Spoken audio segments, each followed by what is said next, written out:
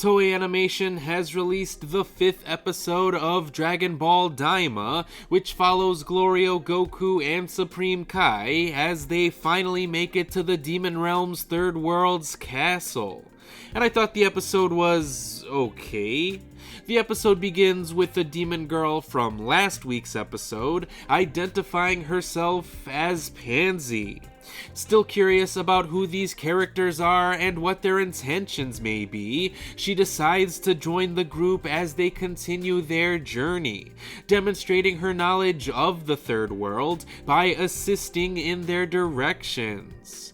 And while I didn't really mind Panzy's characterization, I have to admit that she basically functions as a new version of Bulma.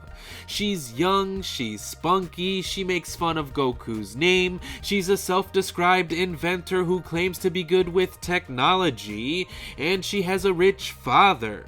She's literally just Bulma 2.0.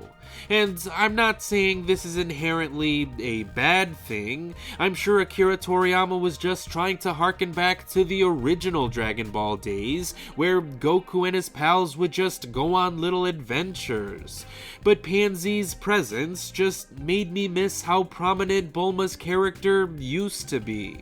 So I do hope we get to see more of her character in the future. I mean, she is featured in the credit sequence after all, so I think it would be fitting to see her character around more often. Though it'll be interesting to see how Panzy and Bulma would react to one another, since the characters are basically mirror images of each other. The only difference is that Panzy has green skin, pointy ears, has magical telekinetic powers, and is actually a princess. Yes, Panzy is revealed to be the daughter of King Kaden, who is the king of the Demon Realm's Third World. Apparently, Kaden and Panzy are no fans of the villainous King Goma, and would like to see him defeated in order to restore peace to the Demon Realm.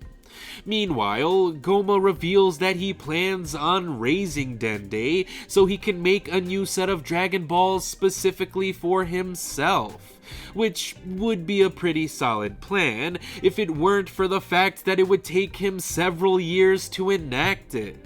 That gives the Z Warriors more than enough time to track him down and stop him. But in order to prove that he's the man for the job, Goku defeats a group of warriors at the palace and earns King Kaden's trust. And it was nice to see a bit of action in this series, even if it was ever so brief. Either way, King Kaden gives them a ship to use for their travels, and even tasks one of his attendants to retrieve the remaining Z Warriors from Earth. So things are looking pretty good, aside from the fact that Glorio lied about being sent from the king. Yes, King Kaden did not request Glorio to bring back Goku from his world, as Glorio just decided to do that on his own. And while that may seem like an insignificant little detail in Glorio's original story, it's enough to make one question what Glorio's true intentions are. Regardless, as soon as the team takes off to continue their journey, the ship engine sputters and crashes into the ground. And that's how the episode ends. So I guess we'll have to wait for the next episode to see if Panzy really is as good with machines as she says she is.